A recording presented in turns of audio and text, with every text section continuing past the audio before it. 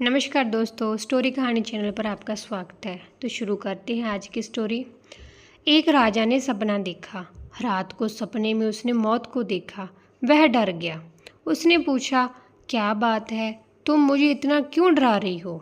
मौत ने कहा, मैं तुम्हें यह बताने आई हूँ कि कल सूर्यास्त तक मैं आ रही हूँ, इसलिए तैयार हो जाओ। यह सिर्फ दया के कारण है ताकि तुम तैयार हो सको। राजा को इतना झटका लगा, उसकी नींद टूट गई। आधी रात हो चुकी थी। उसने अपने मंत्रियों को बुलाया और उसने कहा, ऐसे लोगों को खोजो जो सपने की व्याख्या कर सके, क्योंकि समय कम है। हो सकता है कि यह सच हो। फिर व्याख्याकार आए।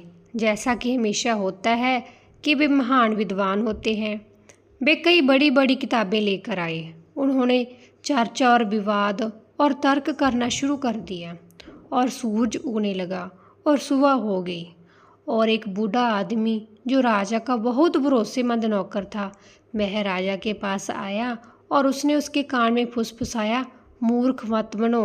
ये लोग हमेशा हमेशा के लिए झगड़ते रहेंगे और कभी किसी निष्कर्ष पर नहीं पहुंचेंगे। अब हर कोई कोशिश कर रहा था कि उसकी व्याख्या सही हो और राजा पहले से ज़्यादा उलझन में था। इसलिए उसने बूढ़े आदमी से पूछा, तो मुझे क्या करना चाहिए? उसने घोड़े को थपथपाया और कहा, तुमने अच्छा किया, हम बहुत दूर आ गए। और जब वह अपने घोड़े को थपथपा रहा था, अचानक उसे लगा उसके पीछे कोई खड़ा है। उसने पीछे देखा, वही मौत की छाया। और मौत हंसने लगी। राजा ने कहा, क्या बात है, तुम क्यों हंस रहे हो?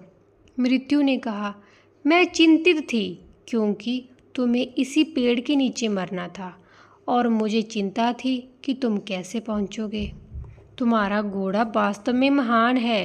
यह अच्छा रहा। मुझे भी अपने घोड़े को थपथपाने दो। इसलिए मैं तुम्हारे सपने में आया था। मैं चाहता था कि तुम महल से भाग जाओ, क्योंकि मैं बहुत चिंतित था कि यह कैसे होगा, तुम कैसे पहुंच पाओगे। जगह बहुत दूर लग रही थी और केवल एक ही दिन बचा था। लेकिन तुम्हारे घोड़े ने अच्छा किया, तुम समय पर आ गए। तुम जहाँ भी जाओगे, तुम पाओगे कि मौत तुम्हारा इंतज़ार कर रही है। सभी दिशाओं में मौत इंतज़ार कर रही है। सभी जगहों पर मौत इंतज़ार कर रही है। इसलिए इसे बचा नहीं जा सकता। तब मन इससे बचने का कोई रास्ता सोचने लगता है।